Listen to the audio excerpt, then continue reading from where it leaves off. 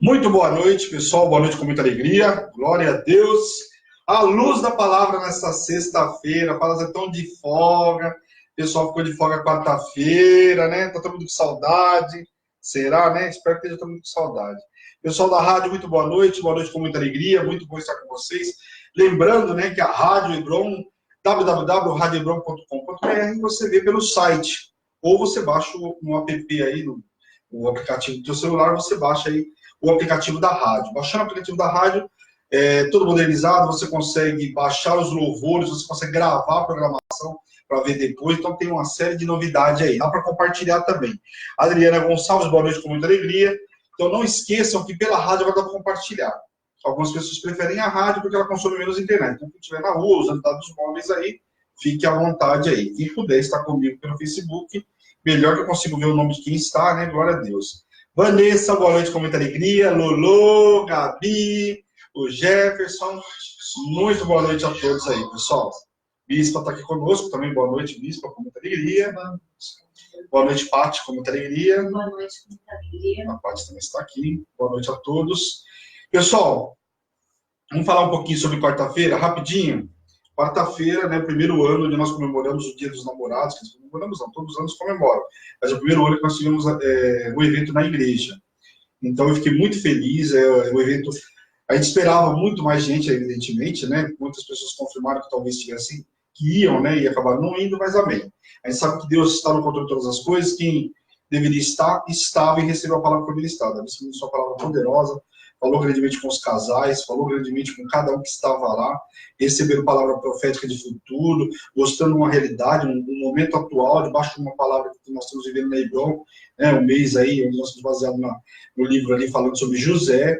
Então, assim, foi uma palavra poderosa, eu tenho certeza que foi um mover diferenciado para cada um que esteve no evento. Então, muito feliz com o evento, o primeiro, e será o primeiro de muitos também, em nome de Jesus. Ontem nós tivemos o Prefiro Crer, né, na parte da tarde, né, nós tivemos o testemunho aí da Sofia lá de Delfinópolis, então foi uma transmissão mais que simultânea, né, porque a Bispa nós não conseguimos conectar com o celular dela, então eu peço até desculpa aí. Dona Deise, boa noite com muita alegria, boa noite a todos aí. O que acontece? Nós não conseguimos conectar com o celular dela, ela tem um problema no aparelho do celular, não conseguimos conectar, a Bispa fez uma ligação por chamada de vídeo e ela participou e contou o testemunho dela.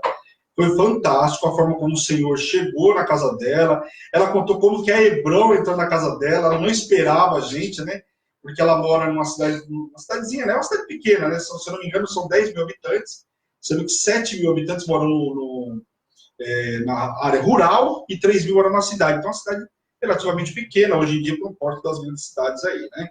Então, mas assim, uma ilha muito gostoso, um lugar muito legal, assim, a chegada até lá é fora de série, né? Pegamos uma balsa, foi um passeio muito gostoso. E ela não estava esperando, porque a Bispa pegou no final de semana, acho que no sábado, o endereço com ela, e ela achou que a gente não ia. E nós chegamos na segunda-feira pela manhã, né? Chegamos na parte da manhã, foi isso, né, Bispa? Nós passamos em Franca no domingo, chegamos no domingo à noite em Franca, dormimos lá e na segunda-feira nós estávamos lá em Delfinópolis. Então, assim, foi um mover extraordinário na casa dela. Ela relatou ontem que ela falava que era a arca chegando na casa dela. Então, nós saímos de lá muito felizes. Ela esteve conosco no evento do Carnaval, né, onde as famílias estiveram todas juntas, com os filhos, todo mundo reunido, louvando e adorando o Senhor. Foi também outro momento extraordinário, e ela contou um pouco disso ontem. Então, depois você veja o testemunho dela, a forma como Deus trabalhou na vida dela, né, com cirurgia, levantou uma pessoa para pagar uma cirurgia de quase 20 mil. E eu lembro até que ela não contou ontem, depois eu estava lembrando, e ela falou que ele pagou, tanto é que no dia da cirurgia, a moça veio confirmar com ela, a cirurgia hoje. Ela falou, moça, mas tem certeza, você nem quando a tesouraria está pago? A moça, não, acabei de vir da tesouraria, o cheque está pago, tudo bonitinho. Nem ela acreditava naquilo que Deus estava fazendo na vida dela. Mesmo o rapaz levando ela, o rapaz que abençoou, né, que ela não conhecia, levou ela, transportou ela de uma cidade, que acho que, se não me engano, foi em Ribeirão que ela fez, que é a cidade maior, se não me engano, não tenho certeza da cidade, tá? Assim, era uma cidade maior, levou ela, pagou a estadia dela, pagou tudo. Então, o poder de Deus ali atuando grandemente na vida dela. E os últimos dias ela contando aí de liberação de aposentadoria, algo, olha, extraordinário. Então, se você quiser, você entra aí no Facebook, você consegue ver, né, o testemunho dela na íntegra, amém? Então, não perca de ver o Prefiro Crer, pessoal, porque assim, o Prefiro Crer nada mais é do que o testemunho das pessoas que estão vivendo, né, milagre na Hebron. Então, se você não contou ainda, você vem contar. Tem gente, só para vocês terem ideia, que já está marcando para vir contar a segunda parte do testemunho. Nós vamos a pastora Lu, que agora está numa cidadezinha pequena, contou só do casamento dela, e tem muito mais. Aliás, fantástico a história dela. Também está aí no Facebook e no YouTube. Só o de ontem que não está no YouTube por conta da transmissão, a forma como foi a transmissão, para jogar no YouTube ficava ruim a qualidade. Então, ficou só no Facebook. Mas está aí todos os testemunhos. Amém, pessoal? Glória a Deus. Então, vamos orar e vamos entrar hoje. Nós estamos em Êxodo. Nós, muito provavelmente, terminamos o livro de Êxodo ainda esse mês, tá? Então, nós vamos falar, até para aproveitar, nós vamos começar a entrar hoje sobre algumas leis, né? Eu vou esmiuçar um pouco mais hoje. Nos capítulos para frente, nós vamos ver também em Levíticos algumas leis, Deuteronômio, algumas leis que se repetem. Quer dizer, a repetição daquilo que vai ser passado agora. Eu vou acrescentar os detalhes do que está lá, né? Porque nós já vamos ver esse material agora esse mês, ok? Porque a ideia do A Luz da Palavra é quem vai acompanhando, né? Você vai na evolução dos livros. Então, tem muita coisa que porque aquilo que é repetido, nós não vamos repetir. Então, só aquilo que foi acrescentado, nós vamos colocar para vocês. Vamos colocar, faço questão. Legal? Então, glória a Deus, vamos orar para a gente iniciar em nome de Jesus, que eu falei bastante. Senhor, meu Deus e meu Pai, nós queremos te louvar, te agradecer por esse dia, por essa noite extraordinária que o Senhor nos preparou. Quero te pedir nesta noite, nos visita poderosamente, nos reveste de poder, de unção, de autoridade, nos capacita, Senhor, em nome de Jesus. Abre nosso entendimento para receber essa palavra hoje, Senhor. Nos limpa, nos purifica de todo pecado, tudo aquilo que não provém de Ti, Senhor. Tira todo o comichão dos nossos ouvidos, toda a sonolência, todo o cansaço, Pai, para que a gente possa ouvir a Tua voz, ouvir a Tua palavra nesta noite, Senhor, em nome de Jesus. Que entre um mover extraordinário em cada casa, em cada família hoje, Pai, que estiver participando em nome de Jesus, assim como aqueles que vão ver na retransmissão, Pai, em nome de Jesus. Usa a minha vida, a minha voz, a minha imagem, Senhor, que eu diminua cada vez mais, Pai, e o Senhor cresça sobre a minha vida e sobre a vida dos teus servos, em nome de Jesus. Amém. Amém? Pessoal, bom, nós paramos na segunda-feira, que nós não tivemos na quarta, por conta do evento, como eu falei. Na segunda-feira nós paramos no capítulo 20. E eu ministrei os mandamentos. Peguei ali os 10 mandamentos, nós vimos um por um, sem novidade nenhuma, todo mundo conhece, né? O que acontece é que as pessoas não praticam. Mas aquilo que eu li não é novidade para a maioria das pessoas. Até o ímpio aí conhece os 10 mandamentos, né? Tá bom? Eu acho que a única coisa que talvez as pessoas esqueçam, e a gente estava até brincando agora no carro na volta, é honrar pai e mãe, que é o único mandamento com promessa. E eu vejo que muitas pessoas, até o ímpio, né, não sabe disso. Mas nós, servos de Deus, por obrigação, temos que saber os 10 mandamentos, né? A base dos 10 mandamentos, e saber também que honrar pai e mãe, né? Acrescenta os nossos dias. Talvez para você não faça diferença, para mim faz. E naquela época o camarada vivia 150 anos, queria acrescentar mais alguns anos de vida. Imagina a gente hoje que tem uma média de vida de 70 anos aí, 70, 70 e poucos anos. Então vamos acrescentar em nome de Jesus, amém? São Paulo, muito calor. Glória a Deus, barulhos, né? Muito calor. Não sei onde vocês estão, mas aqui está muito quente, a noite muito agradável. Bom, capítulo 21, nós vamos entrar nas leis acerca dos servos. Aqui vai começar um outro trabalho com as leis com relação aos servos, né? Naquela época, só para vocês entenderem, pessoal, tinha mais de 3 mil pessoas, como eu falei para vocês, 3 milhões de pessoas, né? Que saíram em rumo à Terra Prometida. Nesse meio do caminho, algumas pessoas faziam negócios entre eles. E quando fala de servos e coisa e tal, nós vamos ver que são pessoas que, às vezes, por conta de dívidas, passam a trabalhar para um outro, e aí fala de servos, porque vai falar, poxa, mas como que eles tinham servos se eram escravos do Egito? Então, você consegue entender o que eu estou explicando? São pessoas, era uma quantidade de gente muito grande, uns tinham mais posses que outros, talvez porque tinham mais filhos provavelmente, né? Tinha mais poder de trabalho, mais força de trabalho, e contratava outros, ok? Então, quando a gente vê assim, realmente a lei para isso, e também para o futuro, amém? Seriam agora colocados diante do povo estatutos, né? Ou seja, seriam colocados diante do povo agora as leis que iriam prevalecer. Aliás, Moisés, como nós vimos na segunda-feira, chegou no Monte Sinai, e ali o Senhor começou a passar para Moisés algumas especificações. Então, nós começamos o quê? Ele vai começando a falar sobre as leis, e eu vou esmiuçar algumas delas com vocês. E depois nós vamos ver construindo tabernáculo, né, e tudo mais aí. Mas hoje nós vamos começar falando sobre as leis, ok? Referente à compra de servos hebreus. Então, como eu disse para vocês, dívidas ou problemas que tinham naquela época, forçavam o quê? A pessoa a ser vendida como escravo. Então, o cara adquiria uma dívida, né? Talvez o cara comprava de um outro plantar, não dava colheita, ficava com dívida com o outro, e por conta disso eram negociados e eles vendiam-se um para o outro como escravo. Por conta disso, essa lei. Nesse caso, Moisés estabeleceu uma lei que determinava que o período de escravidão não excederia 6 anos. E no 7º ano, o servo seria liberado. Olha que interessante, né? O cara trabalharia para o outro como escravo por 6 anos. No 7º ano, ele seria liberado. Então, quer dizer, depois desse tempo, o cara teria liberdade. Ou seja, ele trabalhou e comprou essa liberdade aí. Amém? A servidão perpétua para os israelitas foi proibida. Então, como eu acabei de falar, para vocês trabalhavam 6 anos, depois eram libertos. E de escravidão, esse povo, né, conhecia muito bem. Afinal, 400 anos de escravidão aí, praticamente, né? Então, dá para a gente entender que eles sabiam muito bem do que era isso. E foi proibida. E se o escravo tivesse casado antes de sua servidão, quando liberto, sairia com sua esposa. Então, o cara começou a trabalhar, casou no meio do caminho, ele sairia com a sua esposa. E se ele casasse durante o período da servidão, quando posto em liberdade, não levaria sua mulher. Então, se o cara, né, era casado antes, foi trabalhar como escravo, ele volta e leva a sua mulher. Agora, se ele começou a trabalhar, presta atenção, como que era naquela época, o que muda para a minha vida hoje? Eu preciso saber das escrituras. Então, à luz da palavra, é isso. Eu vou explicar mesmo aquilo que você acha que aparentemente para você não vale nada hoje, né? Aparentemente, essa lei para nós hoje, né, vai servir o quê? Trabalho escravo. Naquela época, sim. Então, se o camarada casasse depois que ele era escravo, ele tinha que, quando acabasse o prazo, ele não levaria sua mulher, né? Não levaria sua mulher e seus filhos, que nesse caso pertenceriam ao senhor dele. Então, quer dizer, aquele senhor que comprou ele é que teria direito a essa esposa e aos filhos, amém? Se o servo, no tempo de ser liberto, não quisesse deixar sua família para trás, então vamos lá, agora começa a ter algumas características aqui. Se ele não quisesse deixar a mulher e os filhos para trás, era permitido que ele comprasse, né, se comprometesse, né, com a servidão perpétua. Então, o que aconteceria? Se ele não quisesse deixar a mulher e os filhos para trás, ele faria um acordo e ali ele ia ser escravo perpetuamente.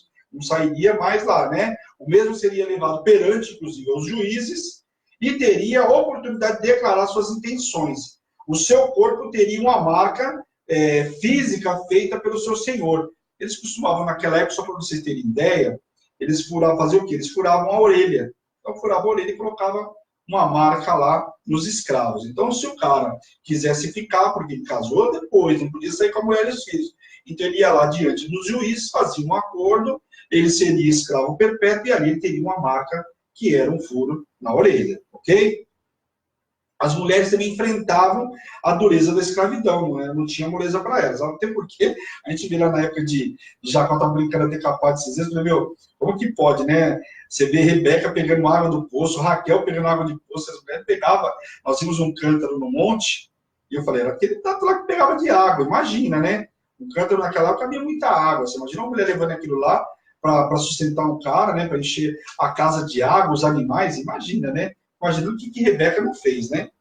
Nos tempos antigos, uma família poderia encontrar-se em tal estado de desespero que vendia a filha como serva. Então, naquela época, se a família estivesse passando dificuldade, né, o que a família fazia? Vendia a mulher como escrava para outro que tinha mais possessão. Aqui nós estamos falando todo o povo hebreu, então a negociação era entre eles aqui. A lei servia para proteger a noiva, que era comprada. Se ela não agradasse ao senhor que escolheu, ele deveria permitir que ela fosse resgatada, isto é, a sua liberdade seria adquirida por outra pessoa. Então tinha aqui, se o senhor que comprou não se agradasse, ele podia permitir para que outro chegasse lá e adquirisse, comprasse essa mulher depois, amém? De forma alguma, a mulher poderia ser vendida a um povo estranho. Então, aqui a gente já viu uma lei específica. Era só para o povo hebreu, não podia pegar uma mulher hebreia e vender para um estrangeiro, para um egípcio, né, que fosse, ou qualquer outro povo estrangeiro. Se ela fosse comprada para servir de esposa para o filho de um senhor, teria de ser tratada como uma filha. Então, se ele comprou e ela ia ser para aquele filho daquele senhor, ela tinha que ser tratada como esposa, como filha mesmo, né? E não como uma escrava. Caso ele escolhesse uma segunda mulher, não poderia privar a primeira de seus direitos. E seus mantimentos, suas vestes, seus direitos matrimoniais permaneciam. Então, naquela época, não é que era bigamia, mas naquela época era permitido casar com mais de uma mulher. Né? Não tinha lei, depois nós vamos ver uma outra lei mais para frente. Mas aqui o que acontece? Se o cara quisesse casar com outra mulher, o que ele tinha que fazer? Tudo aquilo que ele deu para a primeira esposa, ele tinha que dar para a segunda esposa. As duas teriam os mesmos direitos. Não é porque ele casou com a segunda, ele vai esquecer a primeira. A primeira teria os mesmos direitos, é o que está dizendo a lei. Amém? O marido que se recusasse a suprir todas essas necessidades, deveria deixar a esposa ir embora sem qualquer ônus para a família dela. Porque naquela época tudo se negociava. Então o cara não podia punir a família dela. Falar, então você vai me pagar X porque sua filha quer ir embora. Ué, se ele não está cumprindo com o que a lei determina que ele tem que honrar essa esposa, ela tinha o direito de ir embora. Amém? Agora nós vamos entrar nas leis acerca do quê? Da violência. A lei agora começa falando sobre um homem que ferir e matar outro. Esse também deverá ser morto. Então, se o cara ferir ou matar algum outro, ele também deverá ser morto. Quem sofria injúria ou morte de uma família, né, de um familiar, tinha o direito de causar o mesmo ao ofensor. Então, era naquela época do olho por olho, dente por dente, né? Essas leis foram estabelecidas para impor limites a algumas penalidades. Por isso, Moisés agora tinha que ser um juiz, tinha que ter alguém para doutrinar esse povo e colocar alguns limites. Então, o Senhor foi estabelecendo leis para poder colocar ordem, senão o povo ia fazer, né, o que quisesse naquela época, né? Se alguém matar outro, com traição, ferir pai, mãe, esse seria morto. Assim como também aquele que amaldiçoar pai ou mãe, naquela época também deveria ser morto. Tá vendo aí? Por isso que o mandamento com promessa. Os filhos de hoje, olha, eu vou te falar, se essa lei ainda tivesse valendo até hoje, ia ter muito pai e mãe sem filho, né? Aliás, e eu vou te falar, podia ter 10, 20 ia estar sem filho, né? Porque a quebra do 5º mandamento, que é honrar pai e mãe, né? É o único mandamento com promessa, aqui estava muito claro. Se não honrasse, o camarada ia morrer. Jesus amado, né? Fala sério. A lei permitia que a vítima de uma briga fosse compensada pelo tempo perdido e pelo tratamento de injúria. Então, se o cara foi ofendido ou injúria, a lei deveria tratar esse camarada. Essas leis visavam, de certa forma, o resguardo acerca do abuso dos escravos. Como tinha escravo, para que não houvesse abuso, como houve lá no Egito, foram impostas essas leis. Elas não endossavam a prática da escravidão. Ou seja, apesar de ter o poder de o outro camarada como escravo, a lei era bem dura para que aquilo também não fosse algo, né, como era praticado no Egito, que se batia, se aumentava o trabalho escravo. Então, bem diferente disso. Até porque os camaradas que eram vendidos como escravo aqui eram caras que tinham dívidas, né, para que não souberam negociar ou por alguma outra infelicidade gerou dívida e era negociado como escravo.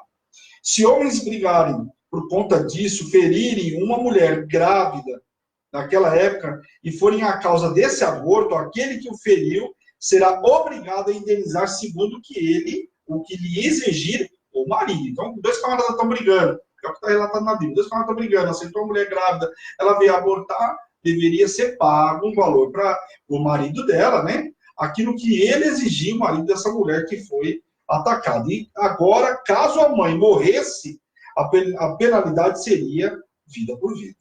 Então, naquela época é o seguinte, foi ali, abortou, né? A mulher abortou o filho. Já deveria ser, né, pela lei que não era severa, né? Tirou um filho daquela mulher, né? Uma vida. Não era tirada a vida, o marido poderia escolher o que ele queria, né? Agora, caso a mulher morresse por conta disso aí, e naquela época, pessoal, as coisas se resolviam no braço, né? Então, essa lei, aquilo que parece pra gente hoje absurdo, naquela época, como você botar limite nos camaradas que resolviam tudo no braço, olho por olho, dente por dente. O camarada olhou um pro outro lá diferente, o negócio já esquentava. Então, a única forma era dessa forma. Era o quê? Se o cara fizer alguma coisa, mata ele e está resolvido. Aí depois o quê? Qual que era aquilo que eles tinham de bem? Era o gado. O que eles tinham de bem naquela época? A exceção daquilo. Presta atenção agora. A exceção do gado. Vamos lá. A exceção do gado que esse povo saiu do Egito. E aquilo que os egípcios entregaram, porque o Senhor ordenou, falou que eles iam entregar, então eles tinham agora ouro. Então presta atenção nisso que eu estou falando, pessoal. Porque na hora que eu for falar para vocês sobre a construção da tabernáculo, eu vou falar, mas não tiraram o ouro. Aqui. Então, algumas coisas com relação às riquezas que eles tinham. Que moeda se trocava naquela época? O cara colhia o gado que ele tinha, ou se tivesse ouro e prata. Né? Que no caso, as joias liberadas pelos egípcios. Então, se um boi causasse a morte humana, deveria ser apedrejado e morto. Não deveriam comer da carne dele e o seu dono não seria penalizado. Agora, caso fosse conhecido por parte do proprietário que o boi era de chifrar, né? Aquele boi, né? Que já sabe que ele tem mania de acertar o vizinho, aí, no caso, o dono também seria morto. Por quê? Era algo que era consciente. É como falar hoje para você, né? Olha, se acontecer alguma coisa, você não sabe, você será penalizado. Agora, conscientemente, aí a história é outra, é exatamente o que está dizendo aqui. Então, nós temos que pegar todas essas leis, pessoal, e entender a lei de hoje. Olha como era naquela época. Como é que é hoje? Eu vou fazer um pecado, a iniquidade que a gente tanto fala para vocês, né? O pecado consciente. Olha como é que era tratado naquela época, o pecado consciente. Porque aqui o camarada sabia que o boi chifrava, deixou lá e permitiu que matasse o outro. E ele pagou como? Com a sua própria morte, né? Deveria ser morto o dono também, a não ser que lhe fosse exigido um resgate, ou seja, né, que fosse resgatado, que fosse um preço. Olha, não sei que o cara lá, o outro falou, não quero dinheiro por isso, eu quero somente que ele pague um preço. Então tinha ainda essa condição. Se o boi chifrar um escravo, uma escrava, deveria dar-se 30 ciclos de prata, que naquela época correspondia a aproximadamente 12 gramas de metal. Ao senhor desses, e o boi será apedrejado. Naquela época, a morte era praticamente quase que de imediato para todo ato, né? Diferentemente do que a lei determinava. Fala ainda sobre quando uma cova ou uma cisterna aberta causasse a morte de um animal, o dono poderia requerer uma restituição, pois os animais eram o sustento da família. Então, como eu falei para vocês, aqui era uma moeda de troca, os animais naquela época. Então, tudo aquilo que inviabilizava uma família de ter recursos através do animal, não só por tirar leite, produção, né? A reprodução, propriamente dita, ou o alimento que aquele animal poderia produzir. Então, era tido como coisas graves, né? Amém? Capítulo 22, vamos lá. Dá uma olhada na fita ali, por favor.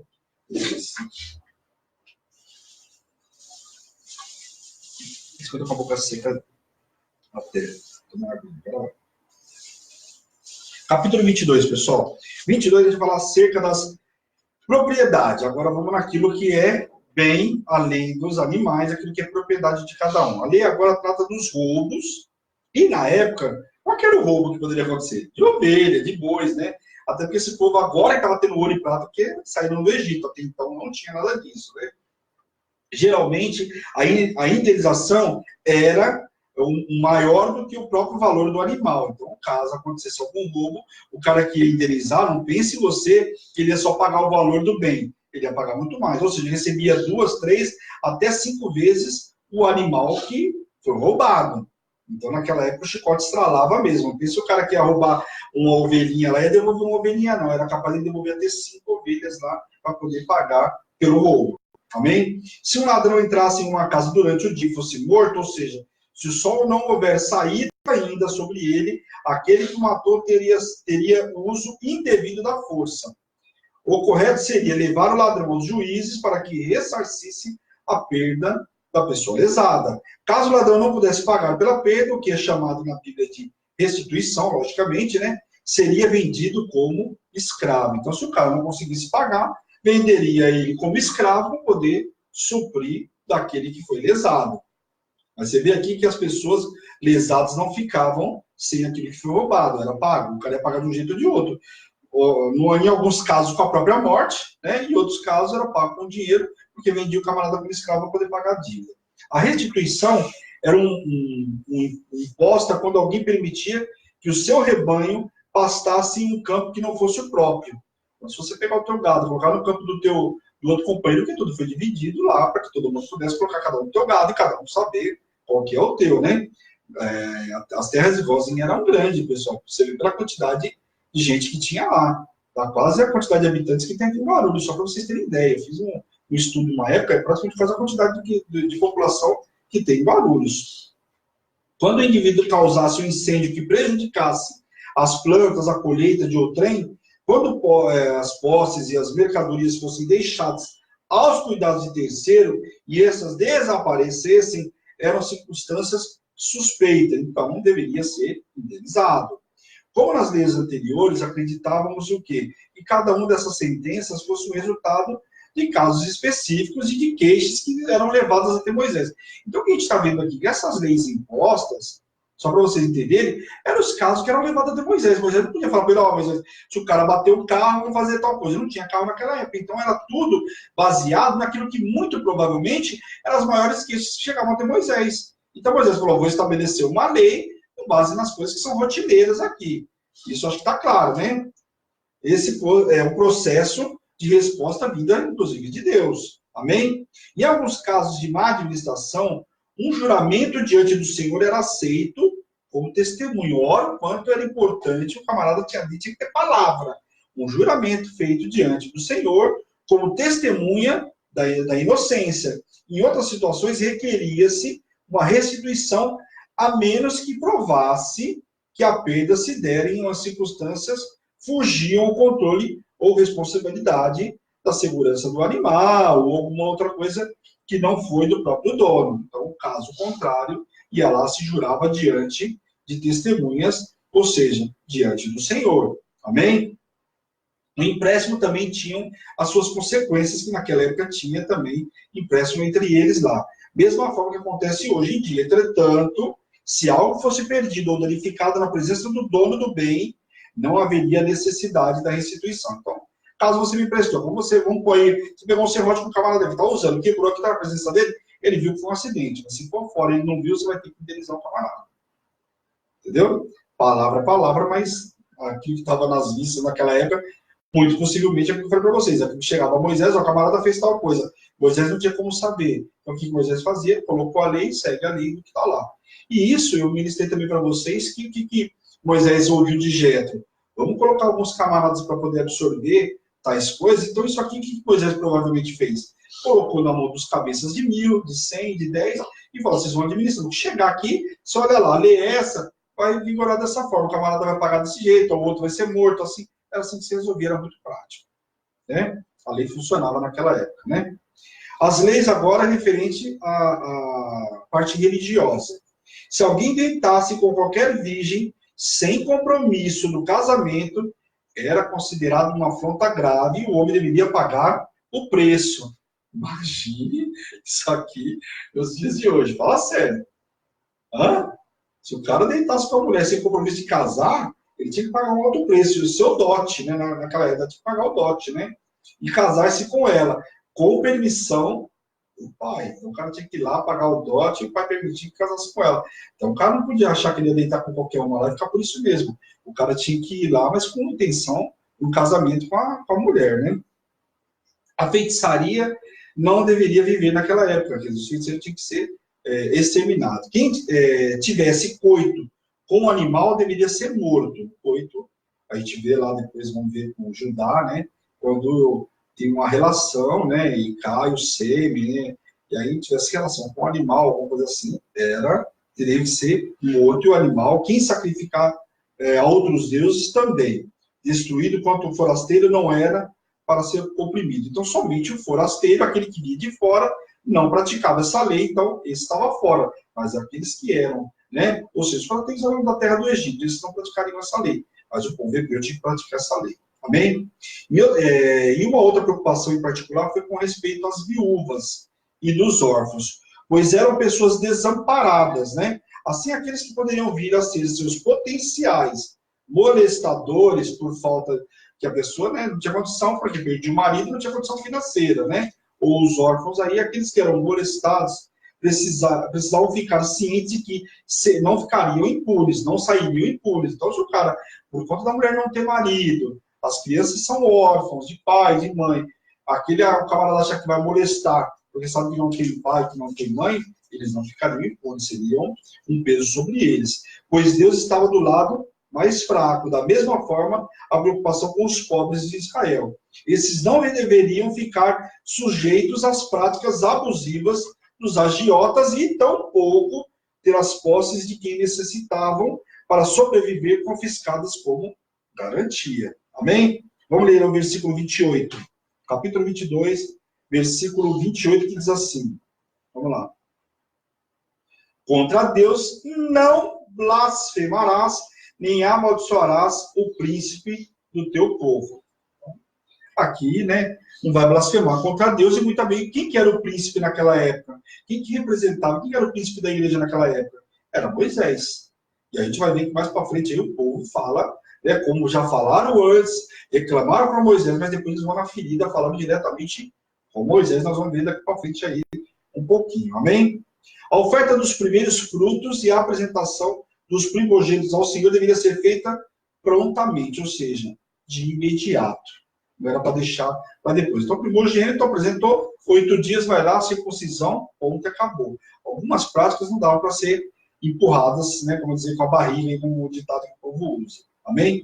Os homens não poderiam comer carne despedaçadas no campo. Provavelmente, o tal alimento, né, que se refere aqui, não podia ser consumido. Por quê? Porque o sangue ainda não tinha se esvaziado da carne. A ingestão do sangue tornava a pessoa impura. E isso nós vamos ver lá em Levíticos. Então, deixa a gente chegar lá, a gente vai ver mais no detalhe. Lembrando que eu vou ministrar aqui dentro do capítulo agora. Lá nós vamos detalhando aquilo que está a mais. Ok? Beleza, pessoal? Tranquilo? Tranquilo, Bispa? Tranquilo, pá, como diz lá no Paraguai, o pessoal fala, tranquilo, pá, tranquilo, pá, quase que um gaúcho, né? Vai entender. Capítulo 23, vamos lá. Testemunho falso e injúria. Vamos lá. Não poderiam espalhar notícias falsas. Olha, hoje em dia, misericórdia, né? Crente fofoqueiro, crente mentiroso. Olha, eu vou falar para vocês, pode estar rindo, né, do que eu estou falando, mas tem, viu? Acredite você que tem, e eu vou dizer para vocês que não são poucos. Meu servo de Deus, mentindo, fazendo aliança com Satanás. Com a mentira, aliás, eu vou dizer uma recado para vocês, cuidado com a mentirinha, viu? A Bíblia não fala de mentirinha, mentirona. Mentira é mentira. Mentira, você faz aliança com Satanás. Então eu penso que você, eu só mandei falar que eu não estava. O camarada é o pai da mentira, estava com ele, vem aqui, estamos juntos, hein, amigão? A partir de agora, eu estou com a campanha, fala que eu não estou. Sabe essas mentirinhas? Você fala, mentirinha boba, né? Mentirinha boba, branca, como a pessoa está dizendo aqui. Muito cuidado, tem gente com aliança com Satanás aí, não sabe. Está andando de mão dada, você está andando no carro, ele está sentado do seu lado. E aí, vamos para onde? Vamos enganar quem? Vamos ligar para quem? Para falar que nós não estamos? Então, cuidado aí, porque você está achando que está andando bonitinho e não está, hein? Cuidado, hein? Muito menos dar a mão para o ímpio naquela época, né? Concordar com ele, ou seja, você não dá notícia falsa, mas tá vendo o cara dar uma notícia falsa, você concorda com ele, isso aqui é outro, é o, né, que usa o ditado hoje, quem usa esse ditado hoje, vai com o outro, igualzinho, que tudo que o outro faz também, concorda, né? Vai no embalo do outro. Ele está vendo que o cara está mentindo, você está concordando com ele, está dando a mão para ele, o que dizer que dar a mão na palavra, é você concordar com ele. Então você está tão errado quanto ele. Se você não concorda, você está fazendo com ele. Então, muito cuidado com as suas companhias, porque às vezes o cara, você está andando aí que você julga tão seu amigo, é o maior mentiroso da paróquia, sua amiga, né? E aí você está achando que está andando bem, está participando de todas as mentiras que ela está falando, está participando de tudo, por quê? Porque você é conivente. Então, muito cuidado com isso. E, aliás, vamos um pouquinho mais além, aproveitando o ensejo, né? O que acontece? Tem que tomar cuidado que nós somos atalaias. Isso eu ministrei lá em Josué, Ezequiel também fala novamente sobre isso. Vamos tomar muito cuidado. A função do atalaia, o que o atalaia fazia naquela época? Posso dar um parênteses para vocês? Vamos lá? O que o atalaia fazia naquela época? O camarada ficava, o atalaia, aquele cara que ficava lá no palácio, lá na frente, ele que via tudo. Ele ficava como se fosse um binóculo. E quando o cara aparecia na duna lá, ele falou assim, cuidado que vem o camarada lá. É guerra, não é guerra, ele tinha que dar informação antecipada. Então, ele tinha uma vista, evidentemente, privilegiada. E por que nós trazemos para os nossos dias de hoje? Nós temos uma informação privilegiada. Eu sei que aquilo está errado.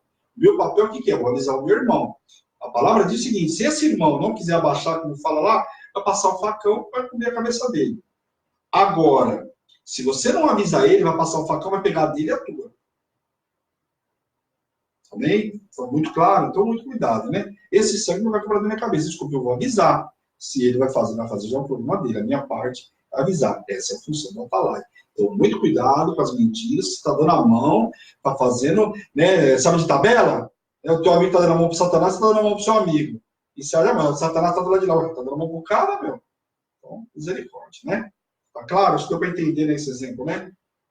O indivíduo não deveria ser influenciado pela maioria para praticar o mal ou atos de justiça. Aí já não é nem o teu companheiro, é a maioria, né? Mas a maioria combinou, desculpa, quem combinou é de vocês, a minha opinião é diferente de vocês. Nós temos que aprender a ter opinião própria, né? Não só opinião própria, andar no caminho da verdade. Se 10 está concordando com a mentira, desculpa, eu não vou concordar, por meio de vocês. Vocês querem andar com Satanás, vai tudo vocês juntinho aí. Aliás, vá tudo pro inferno mesmo, que está fazendo isso com Satanás. E eu não, Pedro. Comigo é luz, trevas, não, trevas. Então, muito cuidado, porque não é. Primeiro eu dei o exemplo do companheiro, acabou dando do coletivo, ou seja, um monte de gente concordando, você está no meio dos atos lá. Aliás, a gente vê manifestações aí, muito cuidado, tem gente entrando em manifestação aí, não sabe nem o que está sendo manifestado. Qual que é o intuito da manifestação, está concordando aí. Eu olho as redes sociais, tem dia que me dá, sinceramente, não vou nem falar nojo, mas eu tenho pena de algumas pessoas. Tomam muito cuidado, esse vai dar valsa aí publica algumas coisas aí que só Jesus na causa. Coisa do Senhor acerta com cada um. Dever para o pobre em sua demanda. Então, é dever para com o pobre com a sua demanda. O pobre necessitado deveria ter ajuda naquela época. Porém, o Senhor antecipa o fato de que alguns usariam da pobreza.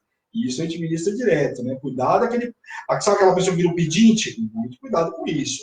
Como uma desculpa para a prática de atividade gananciosas, não só aquele que empresta, que aí está usando, aproveita a situação do pobre e vai com uma atitude gananciosa, ou até mesmo aquele que faz o quê? Se aproveita porque o outro está fornecendo algo e abusa daquilo, vira um pedinte, né? Até mesmo um ato criminoso, né? A prática de atividade gananciosa e criminosa.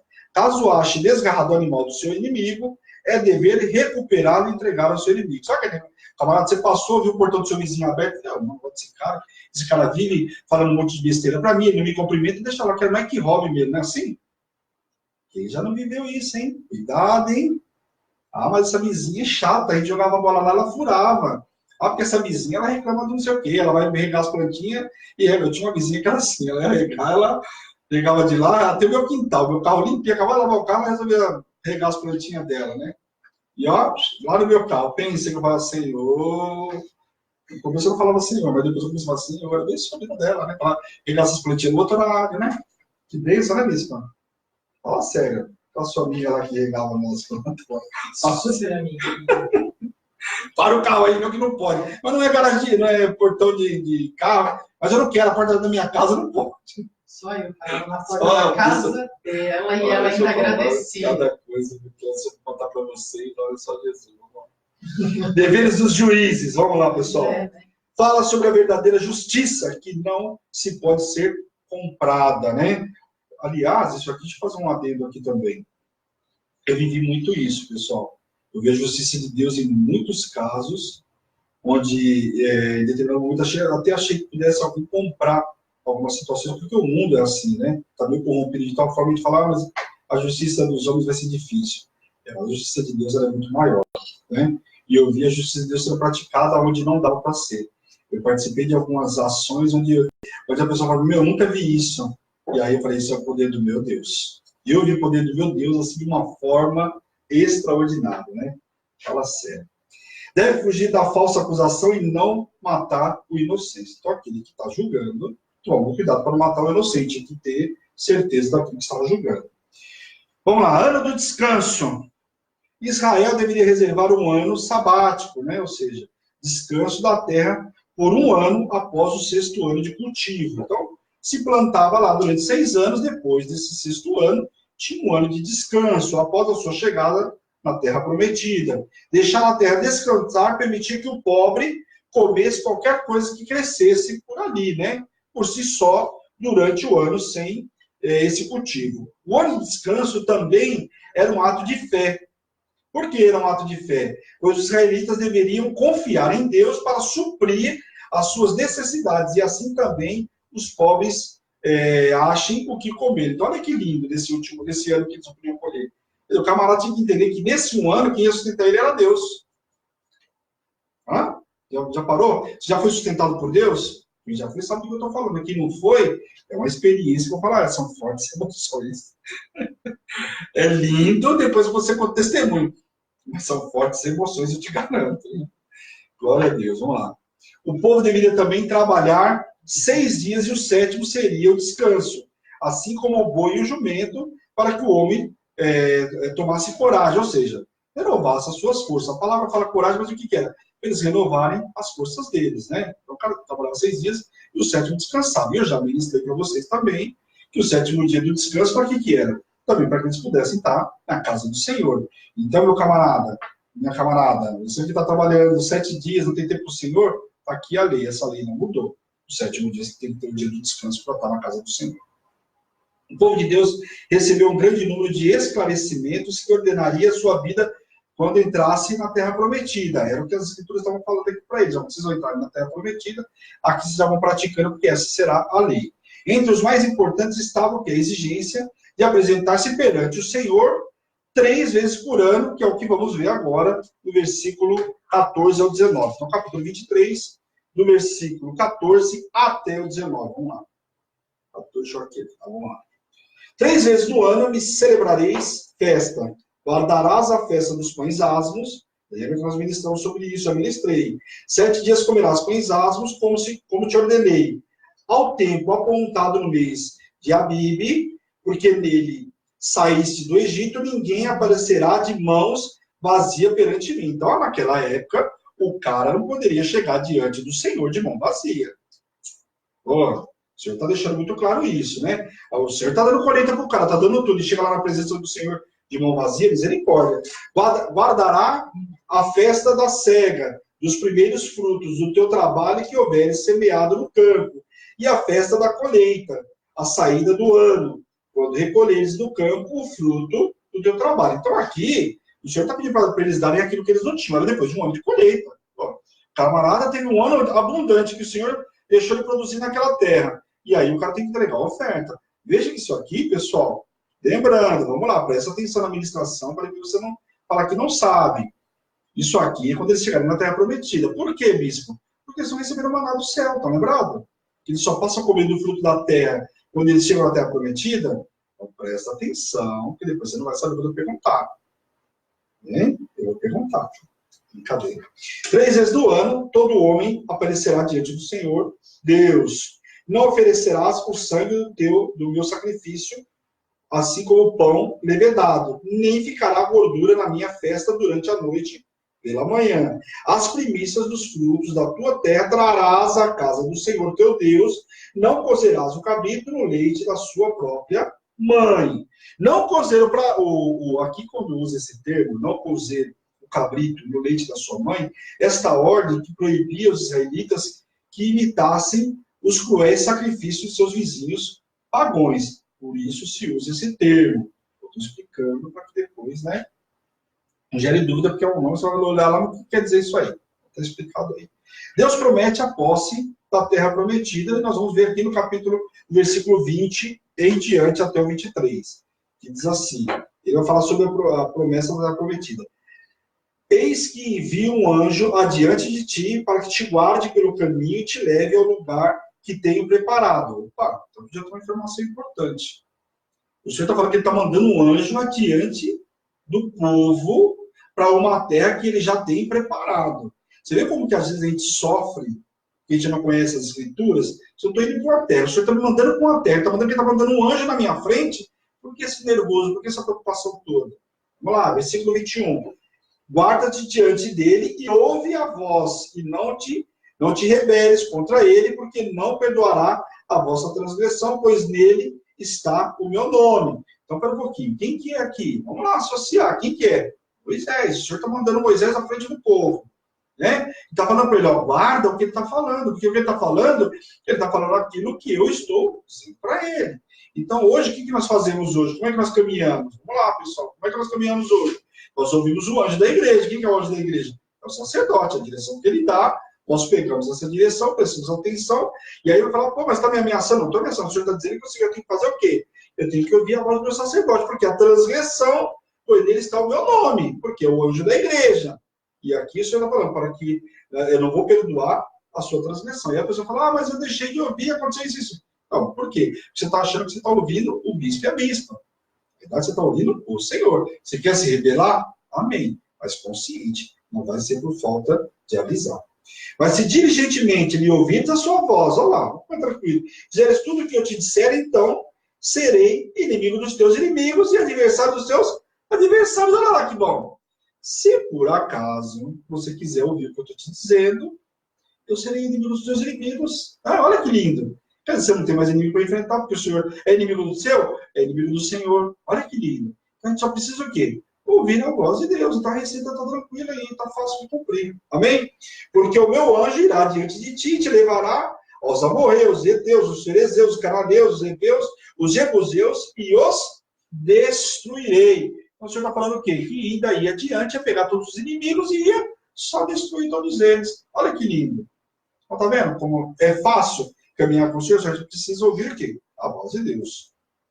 Todos os deuses deveriam ser destruídos, os deuses de Canaã, incluindo Baal e suas companheiras Anat e Azera, deveriam ser completamente destruídas. E eu já ministrei também sobre essa deusa, né, a deusa da fertilidade, eu já ministrei isso, e nós vamos entrar um pouco mais em detalhe mais para frente.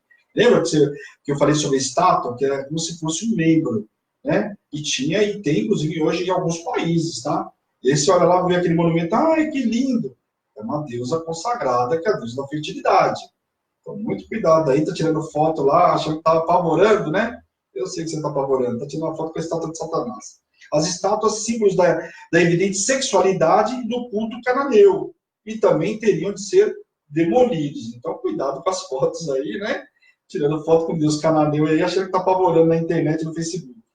Deveriam servir apenas ao Senhor, e assim o Senhor o abençoaria o pão com o pão e com a água. Ou seja, Deus traria e não os supostos deuses da fertilidade, né, da religião cananeia. O verdadeiro Deus supriria todas as necessidades. Quem que supriu todas as nossas necessidades? É o Senhor.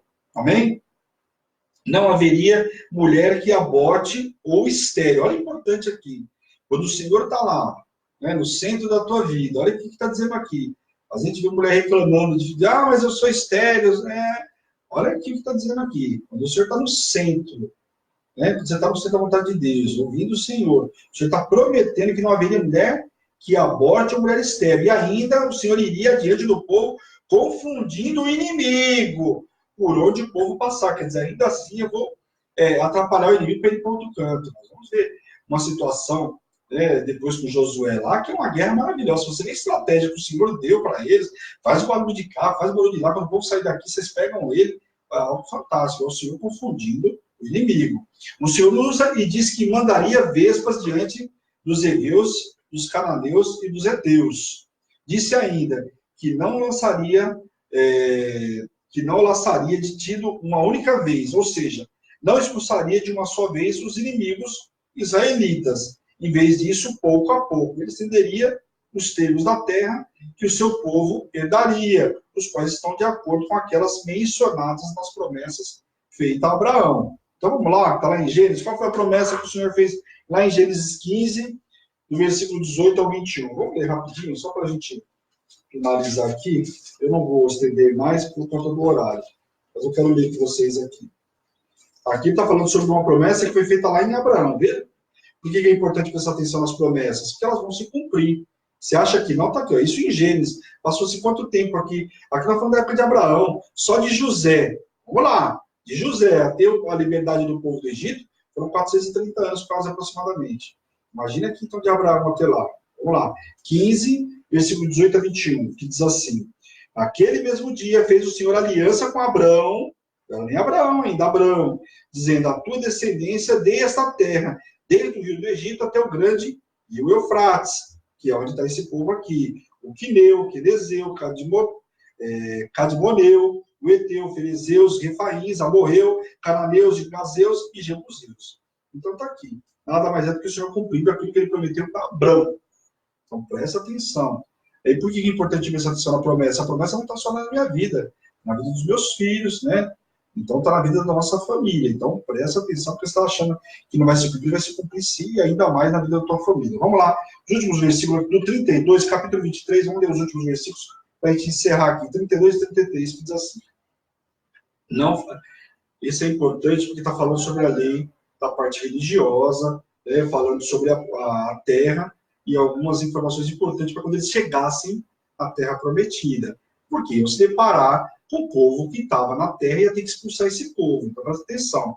Não farás aliança com nenhum deles, ou seja, com eles, nem com seus deuses. E aqui a gente pega, vamos fazer um parênteses aqui de novo. O que eu puder, vou dar exemplo para vocês entenderem. Salomão, maravilhoso. casou lá, teve 1.000 mulheres, né? Teve um monte de mulher, concubina, 1.000, né? O total. Né? O cara era abençoado, porque teve 1.000 sogras, só ele mesmo, né? Vamos lá. Né? 1.000 mulheres. Presta atenção. Ele casou com essas mulheres que naquela época se casavam para fazer alianças com reinos vizinhos. E lá já estava bem mais avançado.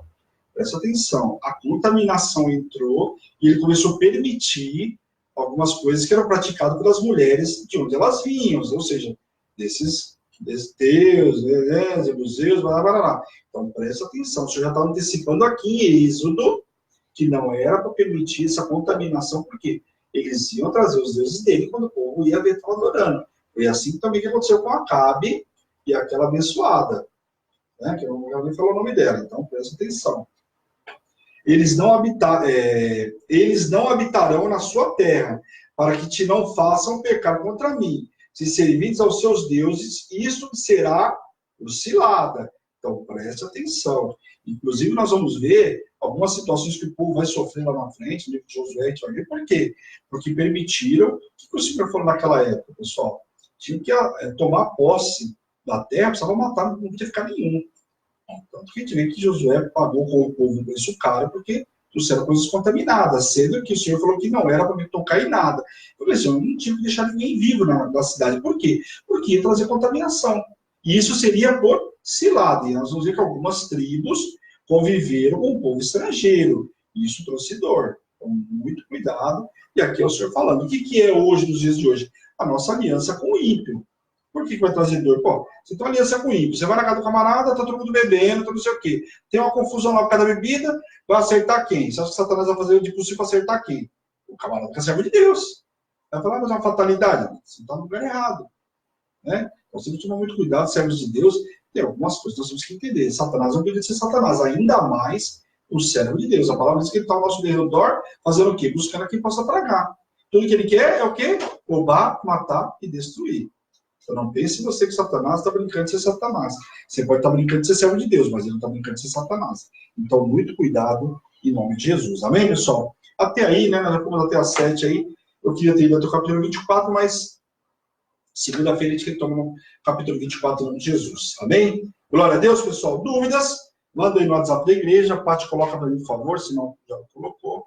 Coloca aí, deixa eu ver como está aqui. Valéria, boa noite. Deixa eu ver quem mais que entrou aqui. Eu vou te dar. Dani, boa noite. Glória a Deus. Mateus, Cíntia, Jaque. Glória a Deus. Glória a Deus, pessoal. Então, quem tiver dúvida, está no WhatsApp da igreja aí. Só ter contato, aquilo que eu não souber, eu vou responder. Eu vou buscar, né? Eu vou responder. Logicamente eu vou responder, mas eu vou buscar. Amém, pessoal? Glória a Deus. Vamos orar em nome de Jesus. Senhor, meu Deus, meu Pai, nós queremos te louvar, te agradecer por essa noite extraordinária que o Senhor nos preparou. Obrigado por essa palavra, por esse ensinamento. Que venha, Senhor, multiplicar dentro de nós, que a gente possa multiplicar com os nossos irmãos aquilo que aprendemos hoje, nos dando direção, nos dando entendimento, Senhor, em nome de Jesus. Quero te pedir, Senhor, entre em cada lar, cada casa, Pai, que assistiu essa ministração, aqueles que vão ver na retransmissão, que leve cura, que leve libertação, restauração, Pai, em nome de Jesus, Pai. E tudo que o Senhor fizer, a honra, a glória e o louvor é teu, Pai, em nome de Jesus. Amém. Amém, queridos? Que vocês tenham um final de semana abençoado, cheio de poder, unção, autoridade, que você possa estar domingo no lugar certo, que é o quê? Na casa do Pai. Então, a gente é uma igreja virtual, você tem toda a facilidade de estar na casa do Pai, onde você estiver. Está em casa, está na casa de um parente, onde você estiver, conecta lá no Facebook ou no YouTube, depois você vê a transmissão, consegue participar. Eu acho que domingo é o dia da gente ver a transmissão online, né? Nos outros dias a gente está trabalhando, mas domingo não tem a nossa premissa. Nossa premissa é estar ao vivo. Na hora que o Senhor está falando a palavra lá, eu estou ao vivo recebendo essa palavra. Amém? Glória a Deus. Um beijo grande, amo todos vocês, em Cristo Jesus. Essa é a Hebron, Igreja Apostólica Internacional. Já estão todo mundo me olhando aqui, brincadeira, nem acabei. Ah, vou fazer coraçãozinho, vê se pode. Essa é a Hebron, Igreja Apostólica Internacional, a minha terra prometida, a tua terra prometida, a igreja aqui. Te ama. Glória a Deus. Pessoal, um beijo grande, amo vocês em Cristo Jesus. Um beijo e tchau, tchau. Pessoal da rádio.